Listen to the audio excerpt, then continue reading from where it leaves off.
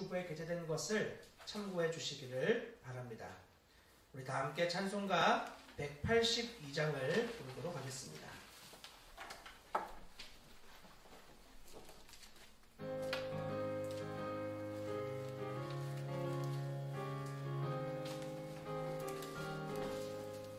강물같이 흐르는 기쁨 성령 강림함이라. 정결한 맘 영원하도록 주의 거처 되겠네. 주님 주시는 참된 평화가 내 맘속에 넘치네. 주의 말씀에 거센 풍랑도 잠잠하게 되도다.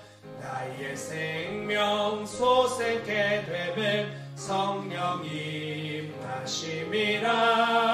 모든 의심 슬픔 사라져 주의 평강 넘치네. 주님 주시는 참된 평화가 내 맘속에 넘치네. 주의 말씀에 거센 풍랑도 잠잠하게 되도다. 하늘에서 담비 내리고 햇빛 찬란함같이 우리 마음에 성령님만이 주님 보내심이라. 주님 주시는 참된 평화가 내 맘속에 넘치네. 주의 말씀에 거센 풍랑도 잠잠하게 되도다. 생명신에 넘쳐 흘러서 마른 광야 적시네. 의의 열매 무르익어서 늘 기다리네. 주님 주시는 참된 평화가 내 맘속에 넘치네. 주의 말씀에 거센 풍랑도 잠잠하게 되도다. 놀라우신 주의 은혜로 그의 얼굴 뵙겠네. 평화로운 안식처에서 영원토록 쉬겠네. 주님 주시는 참된 평화가 내 맘속에 넘치네. 주의 말씀에 거센 풍랑도 잠잠하게 되도다. 네, 함께 말씀 보도록 하겠습니다. 오늘 하나님 우리에게 주시는 말씀은 신약성경 요한계시록 8장 1절부터 12절까지의 말씀을 함께 보도록 하겠습니다. 요한계시록 8장 1절부터 12절까지의 말씀을 찾으신 분들은 살아계신 하나님을 경외하는 마음으로 자리에서 일어나 한 목소리로 이 말씀을 받들어 봉독하도록 하겠습니다. 같이 읽겠습니다.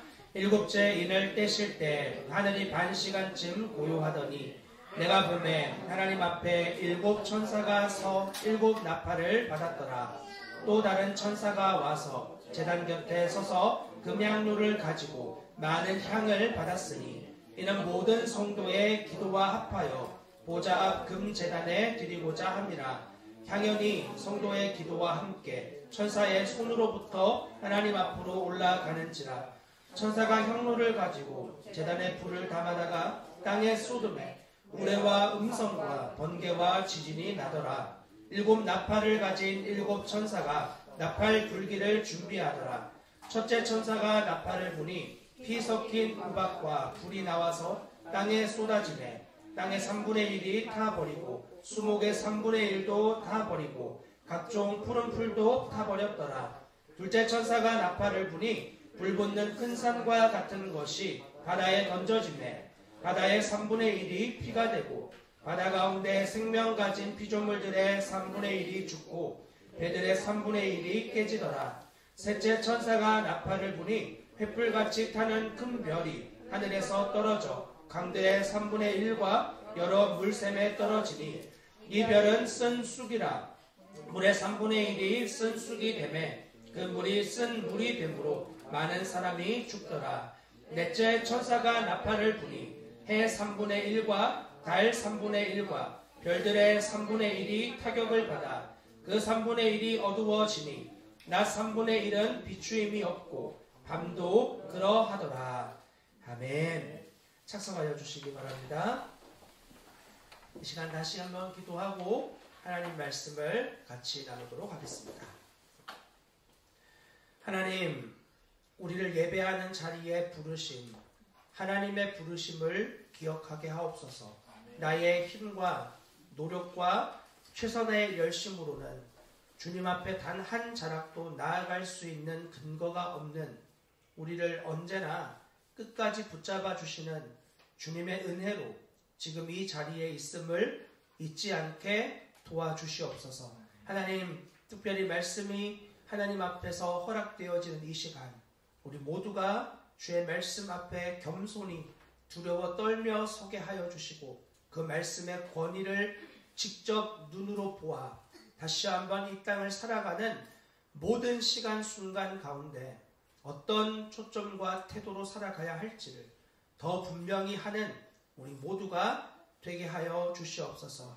지금 우리가 느낄 수 없는 상황에서도 하나님의 말씀이 성취되어지고 있고 주님의 나라가 흥왕되어지고 있음을 믿는 믿음이 우리 안에 풍성하게 허락되어질 수 있도록 은혜 베풀어 주시옵고 그 말씀을 신뢰하는 믿음 안에서 주님을 누리는 우리의 삶이 되게 하여 주옵소서. 특별히 예배에 참여하고 있는 우리의 어린 아이들을 기억해 주시기를 기도합니다. 이 아이들이 어릴 적부터 하나님을 예배함과 주님 앞에 서는 태도와 모습이 어떠해야 할지를 더 분명히 보이는 시간이 되게 도와주시고 살아계신 하나님, 하지만 눈에 보이지 않는 그분을 경외함이 무엇인지를 어떠한 모양이어야 하는지를 우리 앞선 세대를 통해 보고 배우고 듣는 시간이 되게 도와주시옵소서. 하나님의 몸된 교회 공동체로서 우리의 모든 이 교회 공동체에서의 시간이 우리의 다음 세대에게 여파를 미침을 깨닫고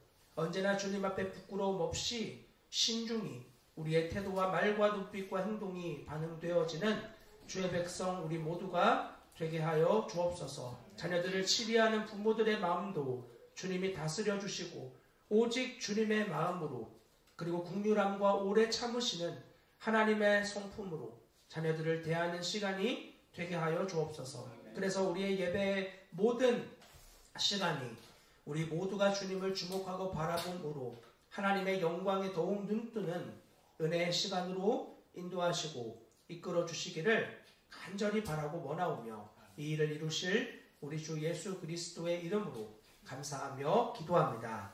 아멘. 네, 요한계시록 8장의 내용은 우리가 지금까지 다루었던 7번째 인이 드디어 이제 7개의 인 중에서 7번째의 인이 떨어지는 장면으로 시작이 되어집니다.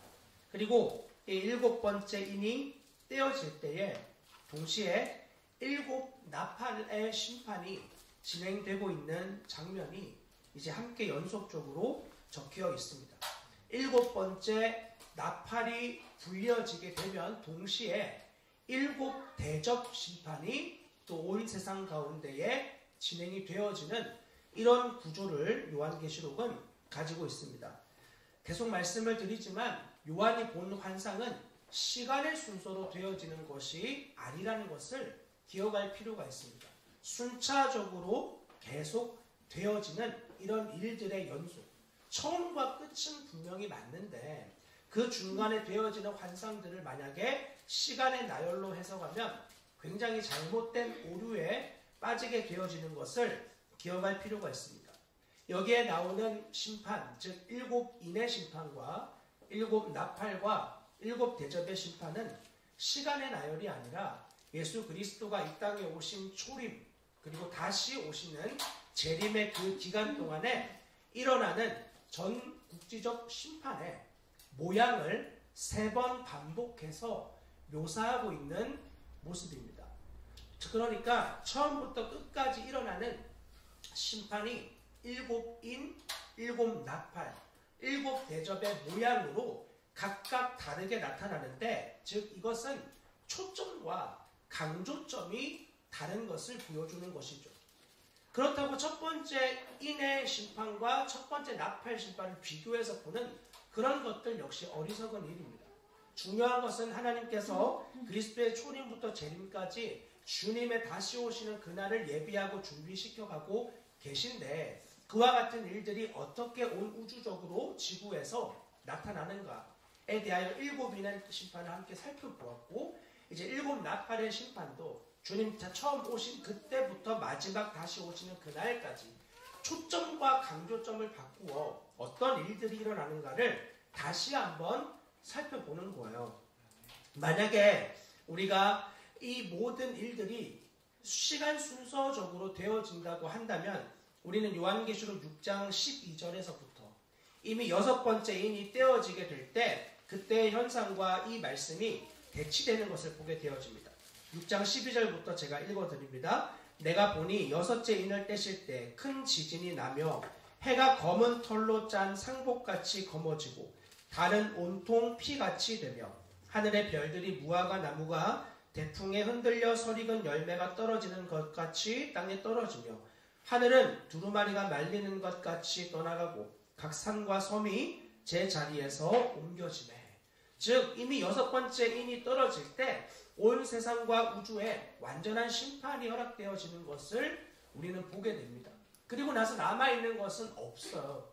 그런데 갑작스럽게 또 7나팔의 이야기를 살펴보면 뭔가 다 존재하고 있는 것 같은 내용을 보게 되어집니다. 그런 의미에서 이것은 이미 지나간 것들에 대한 시간의 연속이 아니라 하나님이 허락하시는 심판의 다른 초점, 강조점을 알려주는 내용이라고 이해하는 것이 훨씬 더 건강한 부분입니다. 그리고 두 번째로 7째 인과 7째 나팔, 그리고 7째 심판의 끝을 보면 모두가 동일한 결론으로 이 심판의 끝이 맺어지는 걸 보게 되어집니다. 특별히 8장 5절의 말씀을 보시면 천사가 향로를 가지고 제단에 불을 담아다가 땅에 쏟음에 우레와 음성과 번개와 지진이 나더라. 이게 이제 마지막 7째 인의 심판의 끝이거든요. 그리고 7나팔의 심판의 끝은 요한계시록 11장 19절에 있습니다. 요한계시록 11장 19절 말씀은 우리가 찾아서 같이 한번 읽어보겠습니다. 요한계시록 11장 19절 말씀 찾으셨으면 같이 읽어보겠습니다. 시작. 이에 하늘에 있는 하나님의 성전이 열리니 성전 안에 하나님의 언약궤가 보이며 또 번개와 음성들과 우레와 지진과 큰 우박이 있더라. 아멘. 그리고 7대접의 끝은 요한계시록 16장으로 한번 가보겠습니다.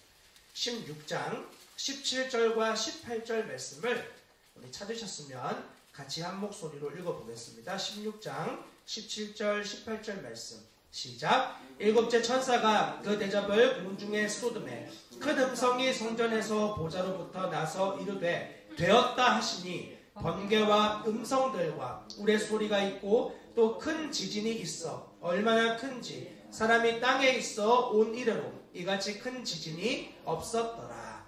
아멘. 자, 여기에 나오는 3가지의 찾은 구절들이 모두 다 심판의 끝에 되어지는 내용들을 알려주고 있습니다. 이것은 동일한 심판이라는 것을 알려주는 굉장히 중요한 지표입니다.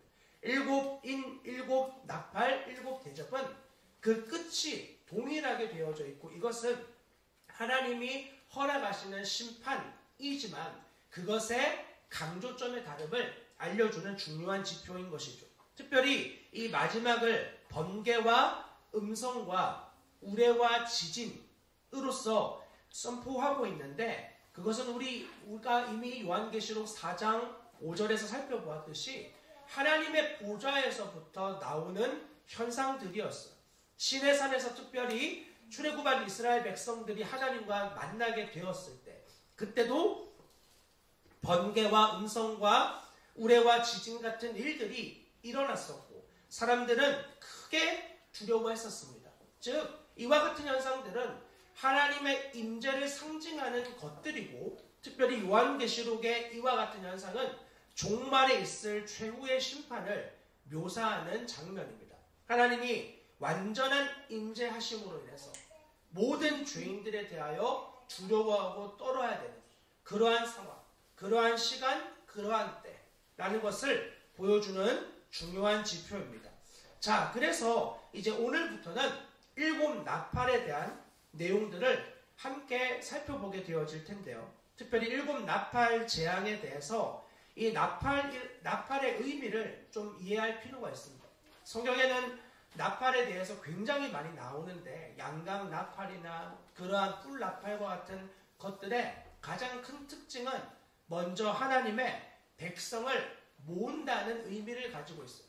백성을 회집하고 모을 때, 이것은 민수기 10장 2절을 근거로 합니다. 백성들을 모을 때 많이 있는 자들에게 나팔을 불어서 그들에게 지금 회집할 때이다 라고 알려주는 의미로서 나팔을 붑니다. 그리고 동시에 두 번째로는 이 나팔은 전쟁을 치러 갈 때에 소리를 내는 그러한 의미를 가지고 있죠. 나팔을 분다는 것은 모인 자들에게 전쟁을 하러 가기 위한, 그리고 대적들에게 하나님의 군대가 너희를 치러 왔다라는 의미를 주기 위한 선전포고이기도 한 것입니다. 주로 이 두 가지가 가장 중요하게 쓰여지는 나팔의 의미인데, 이것은 우리가 교회된 자들이 하나님의 군대로서 1000명씩 완벽한 숫자로 부름받은 정체성과도 굉장히 잘 부합되는 요소입니다. 주님의 나팔 소리가 들려질 때 우리는 하나님의 소집의 소리를 듣고 주님 앞으로 군인으로서 하나님의 군사답게 살아야 할지, 이 세상에 속한 자로 살아야 할지 태도를 분명하게 정해야 됩니다. 그렇지 않으면 우리는 그 나팔 소리를 듣고도 깨닫지 못하는 존재가 되어지는 것이죠.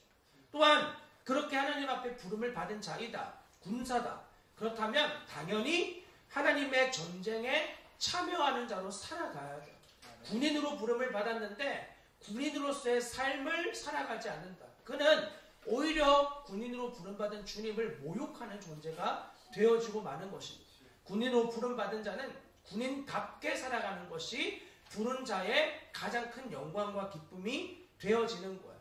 자, 그래서 7 나팔 재앙은 하나님의 원수를 향하여 외치는 하나님의 선전포고와도 같습니다. 세상과 사탄을 대하여 하나님이 어떻게 말씀하시고 그들에게 소리치시는지를 듣는 중요한 부분인 거죠.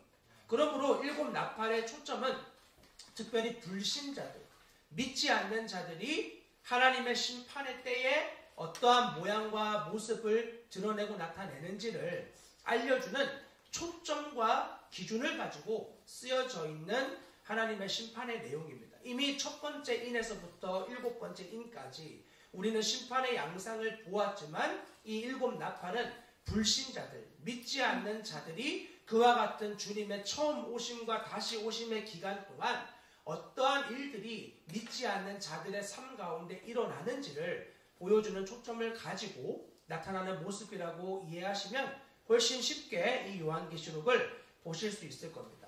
사탄과 세상을 심판하시는 하나님은 동시에 주님의 백성을 구원하십니다. 이것은 참 놀라운 일입니다.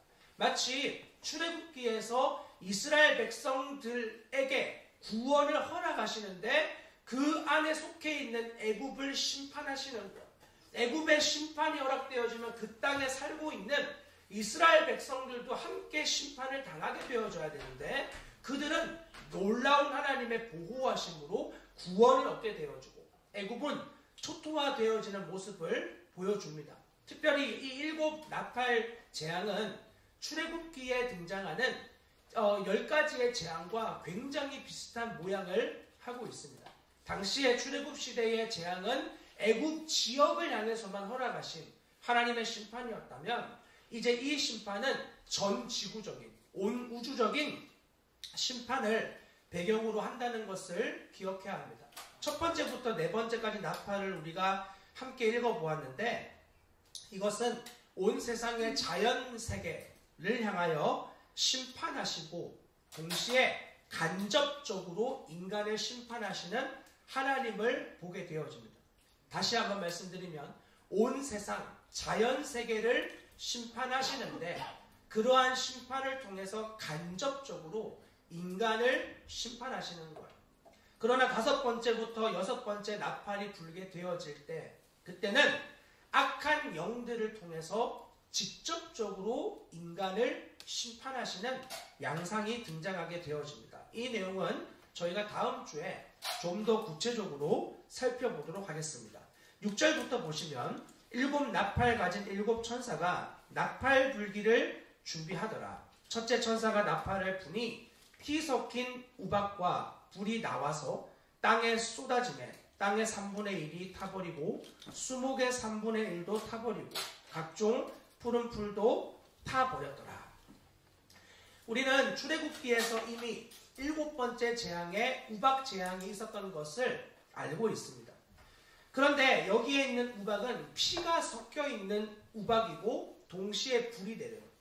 출애굽기를 제대로 진지하게 보시지 않으시면 7번째 우박 재앙이 그냥 우박만 있었던 것으로 보게 되어지는데 그렇지 않습니다. 출애굽기 9장 22절부터의 내용을 읽어드리겠습니다.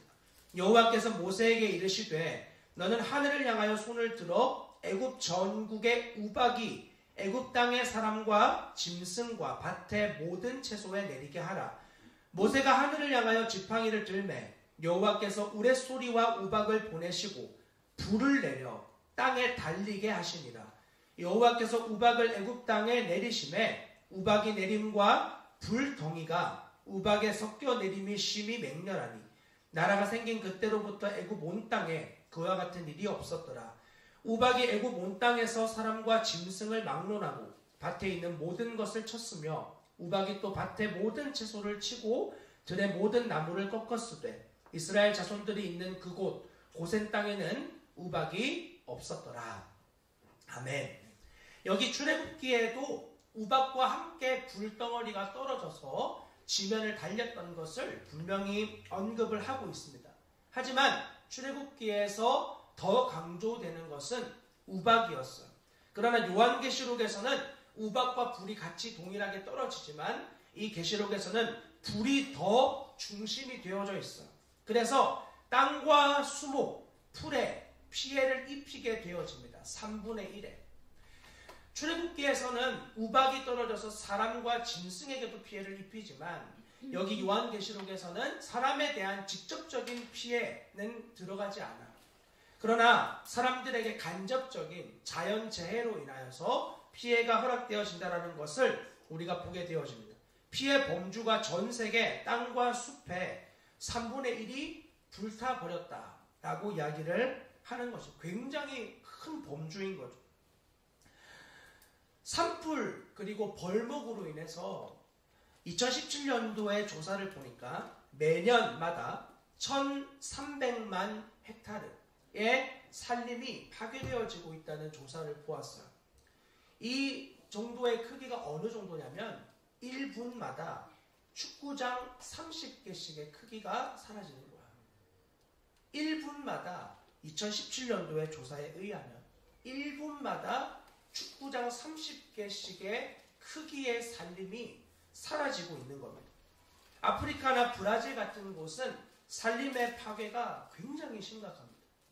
그래서 2019년도에 5월 1일부터 15일까지 그때 15일간 벌목된 6,800헥타르 산업화를 위해서 장소를 벌목을 하는데 그 6,800헥타르가 15일 동안에 축구장 7,000개가 사라진 크기라는 것을 감안한다면 지금 전 세계적으로 얼마나 많은 산림의 파괴가 일어나는지를 우리는 기억해야 할 것입니다.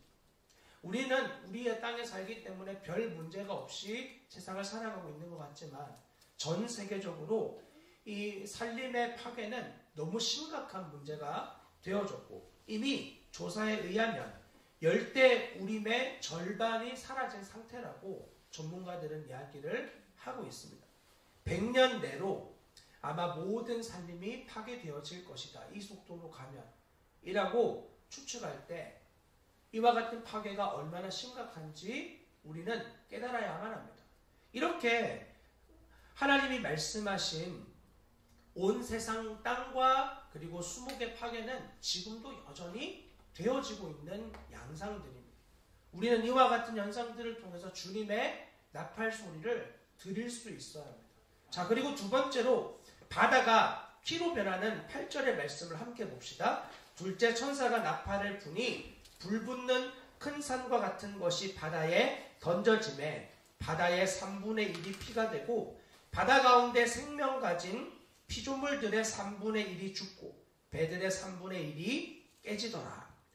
바다가 피로 변했다라고 하는 것은 당시에 출애굽기 시대에 애굽에서 일어난 일들과 같이 그 나일강의 모든 생명체가 죽음을 겪게 되는 이러한 양상과 마찬가지로 모든 생태의 근원이 되어지는 바다 생물들의 3분의 1의 죽음을 의미하는 것입니다.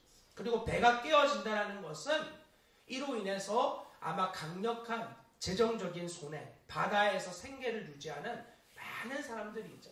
이런 사람들의 생계가 유지가 불가능한 그런 사람들에게 간접적인 재앙이 되어질 것을 이야기를 합니다. 작년 코로나로 인해서 전 세계 사람들이 바이러스로 인해 두려워하고 떨었고 그로 인해 많은 사람들이 칩거했던 시간들이 있었습니다. 그로 인해서 잠깐 동안 자연이 회복되는 것 같았습니다. 사람들이 오지 않는 곳에 짐승들이 돌아오고 그리고 자연이 회복되는 더 이상 공해와 이런 자연재해가 없을 것 같은 이런 잠깐의 희망이 우리에게 보였습니다. 하지만 코로나가 장기화되면서 특별히 일회용품에 대한 소모가 심각하게 나타나는 것을 우리는 또 자각하게 됩니다. 매월마다 전 세계에 매월 즉 한 달마다 1290억 개의 마스크가 쓰레기에 버려지고 있습니다. 1290억 개. 그리고 일회용 비닐 장갑은 650억 개 정도 버려지는데 그중 대부분에 버려지는 장소가 물, 하천, 바다입니다. 바다로 이 모든 쓰레기들이 버려지는 거예요. 1년에 800만 톤의 플라스틱 쓰레기가 바다에 유입이 되어집니다. 800만 톤. 우리는 상상조차 할 수 없는 양인데 우리나라 2018년도 전체 쌀 총 생산량이 387만 톤이에요.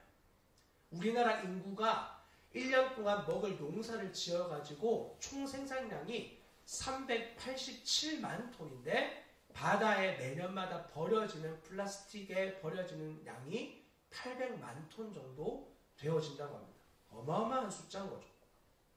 태평양 한가운데에 한국의 15배 되어지는 플라스틱 섬이 존재한다는 것을 보도를 통해서 들어보셨을 거예요.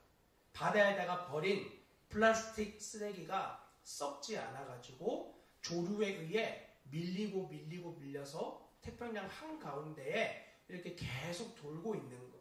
그 수가 너무 커져가지고 이제 우리나라의 15배의 크기가 되어졌어요. 그런 쓰레기가 지금도 계속 존재하고 있고 그렇게 환경을 생각하는 서구 나라에서도 플라스틱 재활용의 활용률이 10%채 되지 않아요.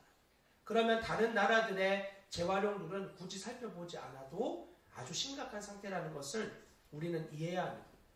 미세 플라스틱 문제는 아마 한 번쯤 들어보셨겠지만 플라스틱은 분해가 잘 되지 않기 때문에 그것이 바다로 유입되어지면 시간이 지나서 햇빛을 받고 그러면서 점점 분해가 되기 시작하는데 완전히 분해서 사라지는 게 아니라 물에 이렇게 흡수가 되어져서 정화되는 게 아니라 이 미세 플라스틱으로 점점 변화될수록 주위에 있는 독소들을 계속 끌어당기는 성질을 가지고 있어요.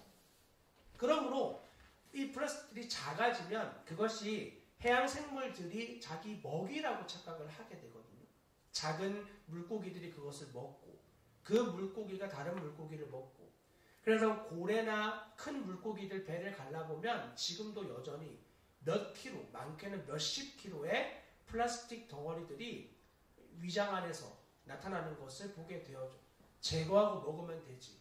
이미 거기에 나오는 모든 독소들이 그런 생명체 안에 다 스며들게 되는 거예요. 인간은 그것을 먹으면서 살아야 되는 거죠. 이 문제는 굉장히 심각한 문제입니다. 이렇게 지금도 우리가 알지 못하고 느끼지 못하듯 바다는 점점 오염되어져 가고 있고 바닷속에 있는 생명체들은 하나하나 죽어가고 있습니다. 유명한 바다 관광지 같은 곳, 해양 관광지 같은 곳에 들어가서 물속을 살펴보면 스쿠버 다이빙을 하는 사람들의 말에 의하면 한치 앞이 보이지가 않는 너무 많은 쓰레기들로 인해서 한치 앞을 볼 수 없는 그러한 상황이 이미 많은 바다 관광지 안에서 일어나고 있는 현상입니다. 그리고 바다는 모두 다 하나로 연결되어져 있기 때문에 이와 같은 일들이 우리 인간에게도 여파가 계속 되어지죠. 바다가 데워지면 거기에서 수증기가 올라가서 구름이 되고 비를 내리게 되는데 그러한 것들, 오늘 내려지는 비 역시 이미 저희가 어릴 때 산성비라고 하는 것 때문에 얼마나 많은 주의를 기울였습니까? 이렇게 이미 이와 같은 악순환의 가장 큰 피해는 또한 인간이 겪고 있는 것입니다. 또한 세 번째로 셋째 천사가 나팔을 부니 횃불같이 타는 큰 별이 하늘에서 떨어져 강들의 3분의 1과 여러 물샘에 떨어지니 이 별의 이름은 쓴 쑥이라. 물의 3분의 1이 쓴 쑥이 되매 그 물이 쓴 물이 되므로 많은 사람이 죽더라 라고 적혀 있어. 이제 이 심판은 육지 내에 있는 물의 심판을 이야기합니다. 육지 내에 있는 물. 쓴 쑥이라고 적혀있는 이 단어는 히브리어로 라아나라고 하는데 맛이 쓰고 먹을 수 없는 저주받은 식물을 뜻할 때 쓰는 말이에요. 전혀 입에 댈 수 없는 엄청난 강한 저주받은 식물, 그러한 맛. 물을 먹었는데 만약 이런 맛이 난다면 누구도 삼킬 수 없을 뿐더러 이 물은 독성을 가지고 있어 사람들을 죽이게 된다고 말해요. 그래서 이 물로 인해 생명의 원천인 물이 3분의 1이 오염되고 파괴가 되어지는 현상을 하나님이 말씀하고 있는 것입니다. 자, 2019년도에 조사에 의하면 깨끗한 식수가 공급이 되지 않아서 깨끗한 식수가 공급이 안 되는 인구가 약 22억 명이 되어진다고 해요. 우리는 그냥 정수기에서 물 받아 먹는데 전 세계 인구 70억 중에 22억 명이 깨끗한 물을 공급받지 못해서 고통스러워하고 있어요. 놀라운 사실은 지구의 70%가 물로 덮여져 있다는 사실입니다. 지구의 70%는 물로 덮여져 있지만 우리가 식수로 쓸 수 있는 물은 1%밖에 되지 않아요. 70%의 물 가운데에서 단 1%만 전 세계 인구 그리고 짐승들까지 마실 수 있는 물의 한정된 양이에요. 그래서 이 오염된 물로 인해서 장티푸스, 콜레라로 지금도 20초에 한 명씩 사람들이 죽어가고 있는 시대를 우리는 살아가고 있습니다. 물이 오염되는 가장 큰 이유는 숲의 파괴와 연결이 되어져 있습니다. 이런 것들은 거의 동시다발적으로 일어나는 현상들이에요. 숲이 파괴되면 물이 오염되고 바다가 오염되면 그와 같은 오염된 물이 다시 비로 내려서 숲이 파괴되고 그 모든 타격을 인간이 받게 되어지는 것입니다.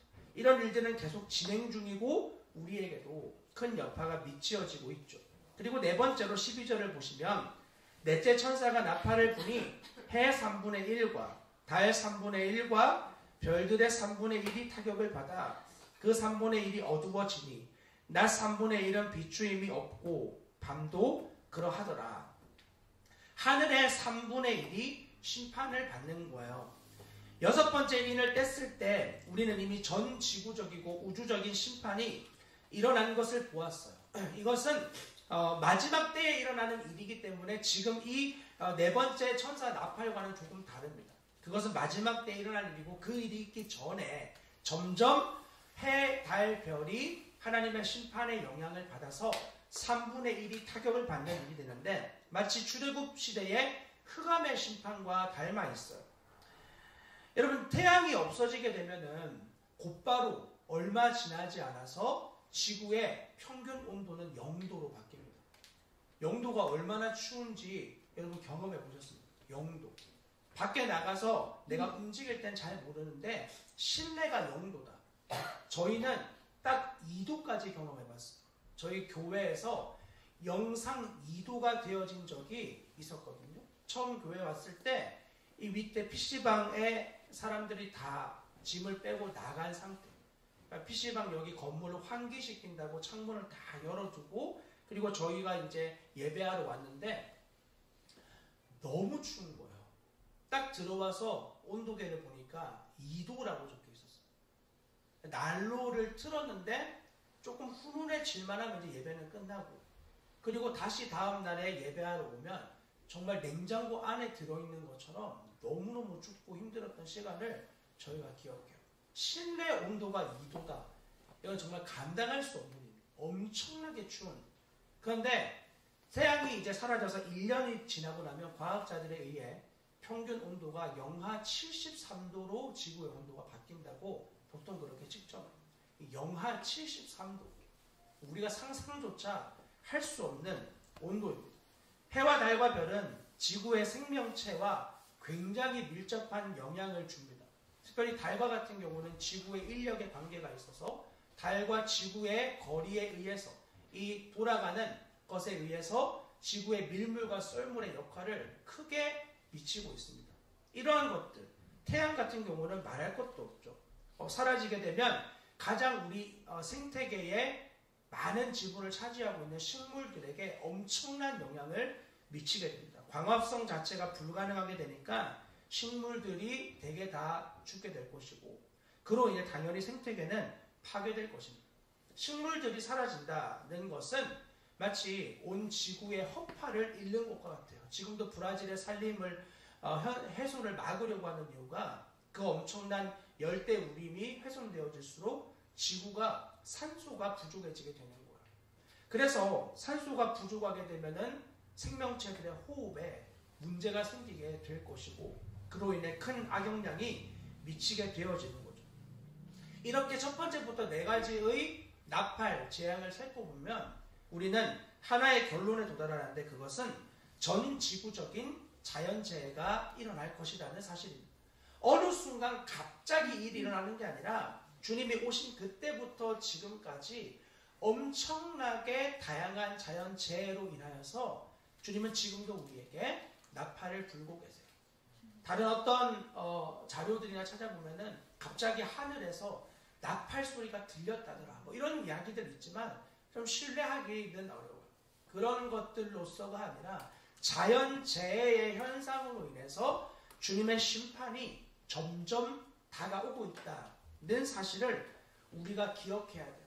특별히 이런 자연재해로 인해서 주님이 경각심을 주는 이유는 사람들은 마치 우리의 자연계가 영원할 거라고 믿거든요. 태양 같은 경우에 이 태양에서 나오는 에너지 마치 지구에서 터뜨리는 핵폭탄과 비교할 수 없을 정도로 엄청난 에너지가 태양에서부터 솟구쳐 나오는데 이 태양의 에너지가 한정적이라 그래요. 이 태양의 에너지가 다 사멸되려면 100억 년 정도 남았다고 이야기해요. 100억 년. 그러니까 여러분들이 100억 년 동안 사실 거 아니니까 내가 살아있는 동안에는 주님 안 오시겠지. 이렇게 생각할 수 있어요. 그러나 아까 말씀드린 것처럼 지금과 같이 벌목이 되어지면 전 세계 산림의 파괴는 100년 채 남지 않았다는 이러한 이야기를 우리는 귀 기울여야 합니다. 이 땅에 영원할 것 같은 절대로 사라지지 않을 것 같은 산, 바다, 땅, 물 모든 것이 오염되어지고 파괴되어지고 있어요. 2020년도에만 해도 전 세계 물의 날, 지구의 날 이런 것들을 정해놓고 기억하는 이유가 무엇이겠습니까? 이미 지구는 심각한 위험한 상태에 와 있기 때문입니다. 우리만 피부로 못 느낄 뿐 진지하게 연구하는 사람들에게 지구의 멸망과 종말 같은 일들이 굉장히 빨리 다가오고 있다는 많은 징조들을 그들은 연구를 통하여서 깨닫고 있는 것입니다. 애굽의 신들을 심판하셨던 하나님을 우리는 알고 있습니다.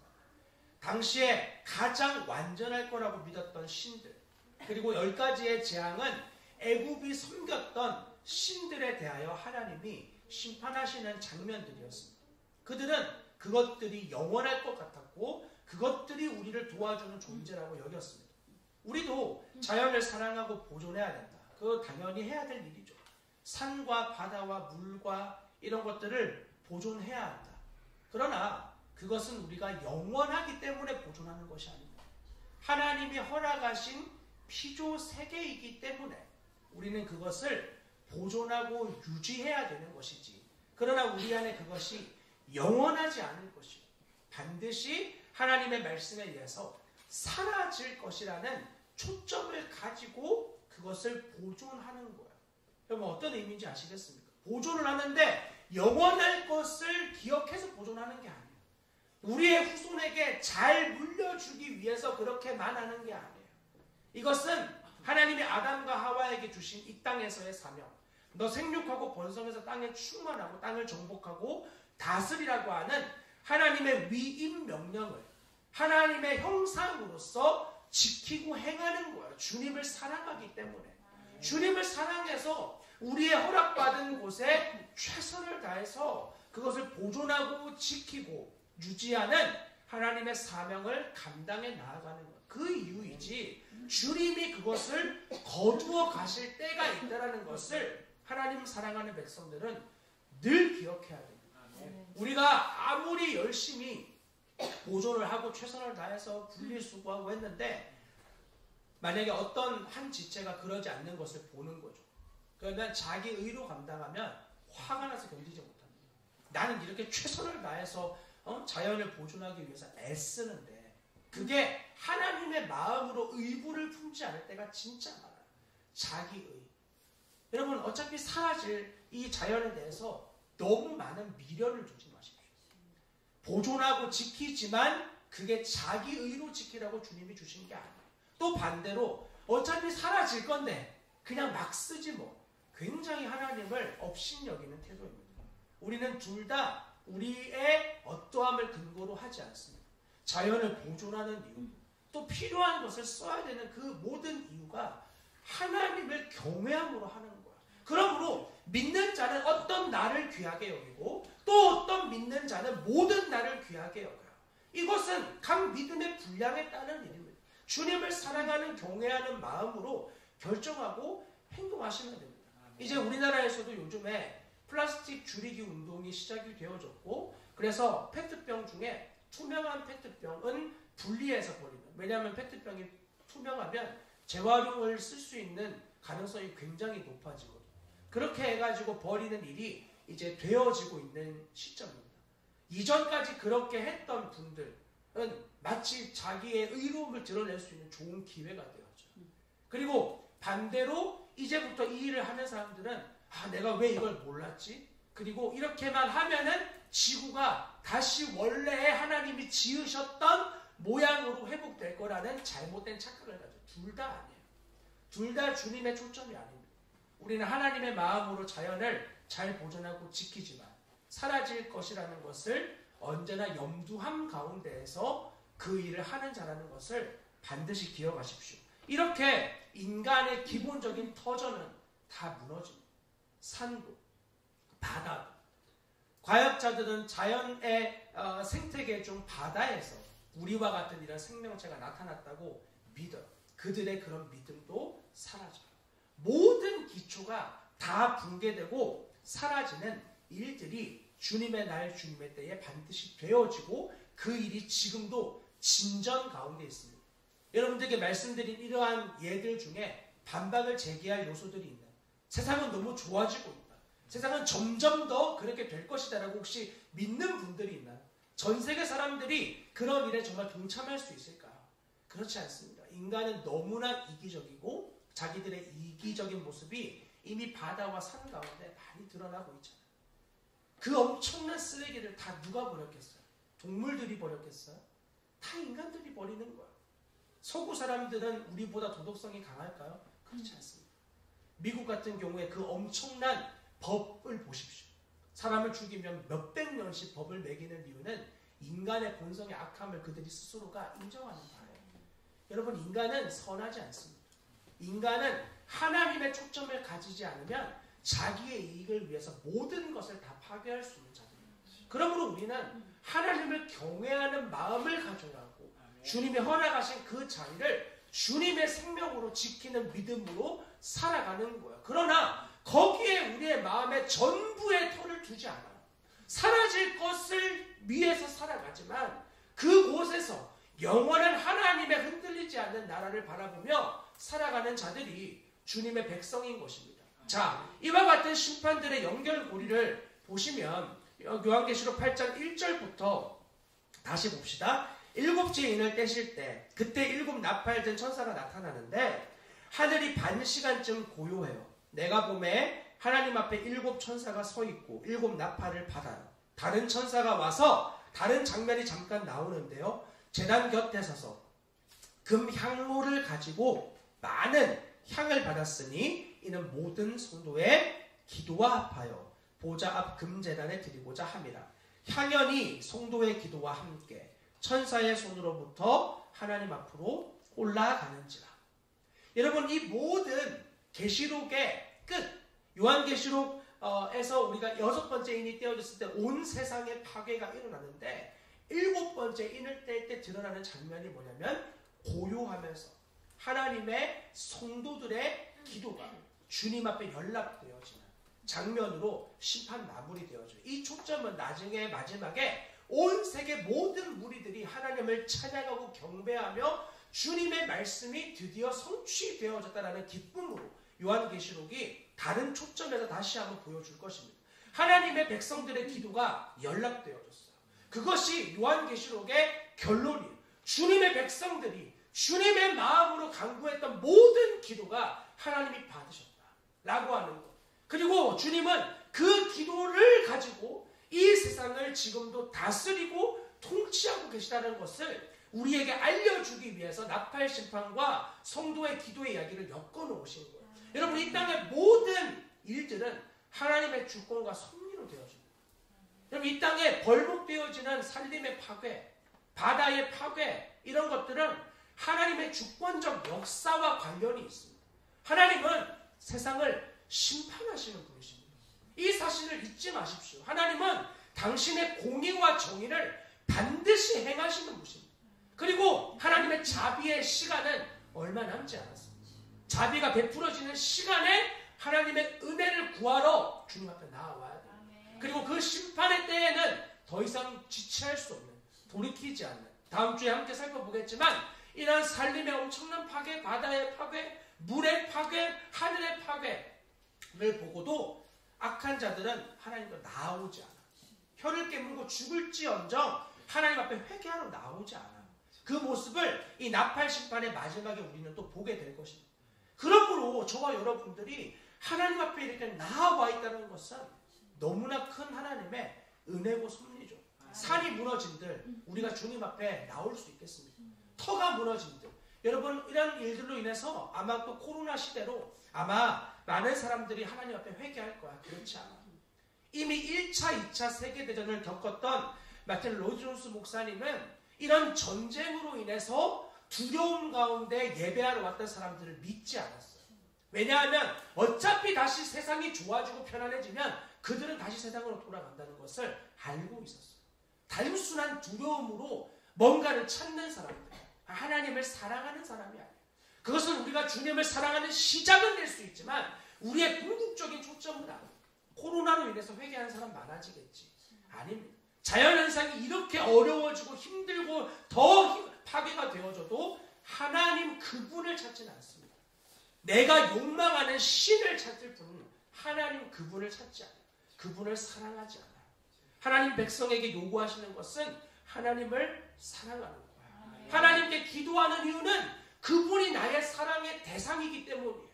우리의 마음에 누군가 내 마음을 100% 다 헤아려 준다면 그를 찾아서 그에게 나의 마음을 다 이야기할 거예요.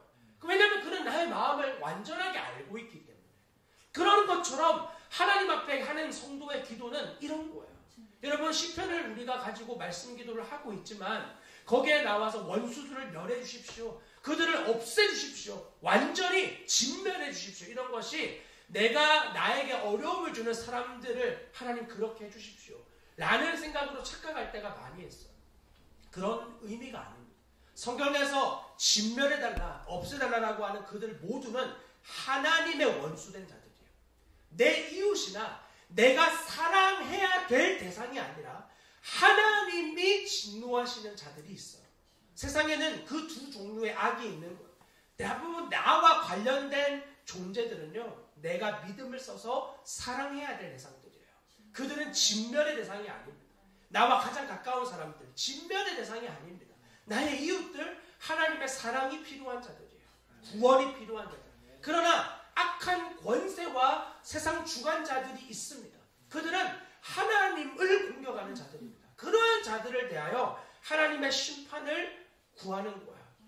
여러분, 전에도 말씀을 드렸지만 아프리카와 같은 국가에서 일어나는 비참한 일, 정말 말할 수 없는 인신매매, 성착취, 그리고 그런 것을 조직적으로 행하는 많은 기관과 단체들, 이런 것들에 대하여 하나님의 진노하심이 허락되어지기를 간절히 기도해야 됩니다. 이런 악한 일들이 온 세상과 자연을 파괴시키는 국제적인 기관들, 하나님 이런 마약과 인간의 정욕을 부추기는 수많은 악행들을 속히 심판해야 된다고 하나님 앞에 간절히 구해야 됩니다. 그러나 그런 일을 행하는 통로들이 하나님의 그 복음 앞에 서는 은혜가 있게 해달라고 우리는 또한 간구해야 되는 거죠. 왜냐하면 그런 악한 자들이 나와 동일한 존재거든요. 나는 그런 것을 발휘하지 못했을 뿐 내 안에 있는 근원적인 악과 죄는 그런 일을 행하는 모습의 사랑과 동일한 농도의 죄를 가지고 있는 거예요. 이 사실을 인정하는 거예요. 그 죄를 심판하여 주시고 그런 일을 행하는 통로들에게 하나님의 복음 앞에 서는 은혜가 있게 해달라고 그러한 간구와 성도의 기도를 주님이 들으셨어요. 그리고 이 땅의 모든 것들, 그들이 영원할 것 같은 자기의 돈, 명예, 권력, 그런 것들을 추구하게 해주는 이 땅의 영원한 기관 같은 산, 바다, 물, 그 모든 근원들을 하나님이 철저하게 파괴하시며 하나님의 공의와 정의를 이 땅 가운데 드러내시겠다 하고 주님은 지금도 말씀하고 있습니다. 여러분, 이 코로나의 시대, 사실 이러한 전 지구적인 심판과는 비교도 할 수 없는 너무 미약한, 전 세계에서 일어났던 질병 중에서 제일 작은 질병 중에 하나가 코로나래요. 흑사병은 치사율이 70%니 전 세계적으로 치사율이 3, 4%밖에 되지 않는 코로나는 그렇게 큰 질병으로 분류하기는 어려워요. 이 하나의 질병 때문에 모든 정치, 경제, 사회의 기초가 붕괴되고 흔들리는 모습을 우리는 보았어요. 이것으로 인해서 하나님의 나팔 소리를 들을 수 있어야 돼요. 이 땅의 모든 것들은 반드시 무너진다. 그러면서 우리는 이러한 시대 가운데 나의 터가 과연 어디에 있는가? 역시 마스크 회사에 투자하기를 잘했어. 완전히 터가 하나님 앞에 있는 게 아니에요. 자기의 욕망에 여전히 터가 있는 거죠. 내 이 땅에서의 영원한 삶을 위해서 살아가는 인생으로 부름받은 것이 아니라 하나님과 함께하는 삶, 이 땅에서부터 그런 삶으로 부름받은 존재로 우리가 하나님께 이 자리에 부름받았음을 기억하고 인정합시다. 그리고 또한 그런 부름받은 자들이 주님의 마음을 가지고 기도하는 이 일을 통하여 하나님이 이와 같은 이 세상에 당신의 역사를 펼치시기를 기뻐하심을 기억하며 우리가 이 땅을 사는 모든 시간 동안 정말 모든 순간에 하나님과 동역하는 주님의 백성 우리 모두가 될 수 있기를 주의 이름으로 간절히 부탁을 드립니다. 기도하도록 하겠습니다. 하나님, 지금도 여전히 자연의 재해를 통해서 우리에게 주님의 때가 얼마 남지 않았다는 분명한 나팔을 불고 계신 주님의 소리를 들을 수 있도록 은혜를 베풀어 주시기를 간절히 기도합니다. 우리의 인생이 영원할 것처럼 생각하지만 우리는 조금 있다가의 시간도 내일의 삶도 확신할 수 없는 너무나 연약한 피조물에 불과함을 철저하게 기억할 수 있도록 은혜를 베풀어 주시고 자연과 모든 피조세계가 점점 고통받는 소리들을 들으면 들을수록 주님의 날이 얼마 남지 않았음을 기억하고 하지만 하나님께 허락받은 이 땅을 예수 생명으로서 또한 지키고 보존하며 살아가되 거기에 우리의 마음 터 전부를 놓지 않는 지혜로운 하나님 백성으로 살아갈 수 있도록 은혜를 베풀어 주시기를 간절히 기도합니다. 하나님, 성도의 기도를 들으시는 하나님, 정말 감사합니다. 우리의 기도가 아무 일도 일어나는 것 같지 않은 것처럼 보이는데 그거 아니라 주님의 때에, 주님의 시간에 이 기도를 통하여 온 세상을 주관하고 다스리시기를 기뻐하시는 하나님이심을 알았으니 우리가 주님과의 깊은 교제의 이 시간을 놓치지 않는 자들이 되어지게 하시고, 특별히 내 원함과 원망을 쏟아내는 것으로 끝나는 기도가 아니라 하나님의 마음이 우리 안에 부어지고 알아지고 주님의 통로로서 기도하는 시간을 마음껏 누리는 주의 백성이 되어질 수 있게 은혜를 베풀어 주시옵소서. 반드시 성취하실 하나님의 말씀을 믿는 믿음으로 마음껏 기도하기를 즐거워하는 하나님 백성으로 우리를 더욱더 세워주시고, 그 정체성 가지고 이 땅에 부름받은 삶의 자리에서 하나님 백성답게 두려워하지 않고 부끄러워하지 않고 온전한 믿음의 삶을 살아가는 주의 백성 되게 하여 주옵소서. 이 땅의 사람들의 터가 흔들리는 시간이 주어졌을 때 주님, 그때 더욱더 우리가 믿는 영원한 반석이신 예수 그리스도가 온전하게 드러나는 기회의 시간이 되도록 주님이 코로나 시대에서도 더욱더 우리가 믿는 주 예수 그리스도의 영원한 터를 사람들이 볼 수 있는 통로로 부름받은 인생임을 기억하며 매 순간을 살아갈 수 있게 은혜를 베풀어 주시옵소서. 이스라엘 자손들이 있는 고센 땅에는 우박이 없었더라. 아멘입니다. 하나님, 우리의 사는 그곳에 하나님의 보호하심을 경험하고 맛보고 누리는 인생으로 우리를 더욱더 살아가게 하실 주님을 기대하고 소망하며 이 모든 말씀 우리 주 예수 그리스도의 이름으로 감사하며 기도합니다. 아멘. 다 함께 찬송 630장을 부르며 준비하신 예물과 주님 앞에 우리의 마음을 결단하고 올려드리겠습니다. 자리에서 일어나 함께 찬송하겠습니다.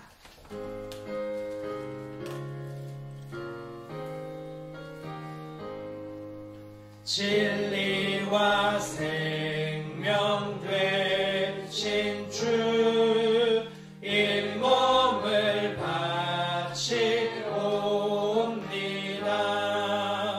믿음과 소망 사랑에 한마음 되게 하소서. 아멘. 드리신 예물을 위해서 다시 한번 기도하겠습니다. 하나님, 이 땅을 살아가는 모든 사람들이 자기가 얻어지는 재물이 영원할 것 같고 내가 살고 있는 삶과 직장과 인간관계와 나의 캐리어가 영원할 것 같은 그러한 생각을 하고 매 순간을 살아가지만 이 모든 것이 하나님 앞에서 다 사라질 것임을 기억하는 믿음으로 살아가되 주님이 허락하신 자리에서 전심으로 감당하며 애쓰고 눈물로 씨앗을 뿌린 소산을 가지고 주님 앞에 나아온 주님의 백성들의 귀한 손길을 기쁘게 받아주시기를 간절히 기도합니다. 하나님, 내가 얼마나 내 정욕과 욕망을 위해서만 사는 존재인지 너무나 많이 보고 깨달았는데 그런 우리에게 하나님의 공급하심을 멈추지 아니하시고 이제는 너 예수 그리스도 생명 되었으니 내가 너에게 허락하는 모든 것으로 나의 영광을 위해서 마음껏 살아가고 기뻐하고 즐거워하라고 말씀하여 주신 것들 하나님 또 한 주간 기쁨으로 치열하게 살아오고 주님 앞에 가져왔습니다. 주님 앞에 부끄럽지 않게 얻어진 이 제물로 하나님 영광에 기뻐하시는 곳에 마음껏 아낌없이 전부로 드려질 수 있게 은혜를 베풀어 주시옵소서. 하나님, 이 물질이 또 흘러 들어가는 많은 곳들이 있습니다. 주님, 그들의 삶과 그들의 사역을 기억하여 주시고 다른 어떤 거 아니라 정말 그들의 이 물질을 통한 하나님의 영광과 주님의 살아계심이 온전하게 드러날 수 있는 물질 되기를 간절히 소망합니다. 우리가 드리는 물질은 너무나 미약하고 이 땅에 보기에 작지만 주님 우리의 마음 전부를 받기를 기뻐하시는 하나님 앞에 결코 부끄럽지 않은 물질임을 믿습니다. 하나님 우리의 전부에 된 마음으로 올려드리고 흘려보내는 이 물질 통해서 정말 주님의 나라가 확장되어지고 온전하게 하나님의 나라가 세워지는 영광을 보게 하여 주시옵소서. 주님 그 세워지는 많은 나타나는 일들에 우리의 마음이 빼앗기지 아니하고 결국은 다 사라지고 주님의 때에 붕괴되어질 것들이지만 하나님 앞에서 우리의 믿음으로 행한 것에 대한 기쁨과 즐거움을 누릴 수 있도록 그것이 우리의 의를 드러내는 것이 아니라 주님을 드러내는 것이기에 만족하고 즐거워하는 자족하는 주의 생명 더 누릴 수 있게 은혜 베풀어 주옵소서. 또한 우리 교회 공동체도 이 물질이 하나님 앞에 사람들 앞에 부끄럽지 않고 정직하고 투명하고 깨끗하게 사용되어질 수 있게 더욱 저희를 경책하여 주시고 하나님 앞에 온전한 믿음의 통로 우리 모두가 되게 하여 주시옵소서. 이제는 우리 주 예수 그리스도의 크신 은혜와 하나님 아버지의 무한하신 사랑과 성령의 교통하심이 오늘 예배에 참여하여 이 땅에 붕괴되어지는 현상들을 보며 주님의 경고의 나팔 소리를 듣고 주님의 마음을 받아 더욱 주님께로 당신의 선택받은 백성들의 돌아옴을 기대하며 기도의 자리에서 주님의 마음을 더 알기로 결단한 사랑하는 주의 백성들의 머리 위에와 그들의 삶의 모든 자리 가운데 이제부터 영원토록 함께 계시기를 간절히 축원하옵나이다. 아멘.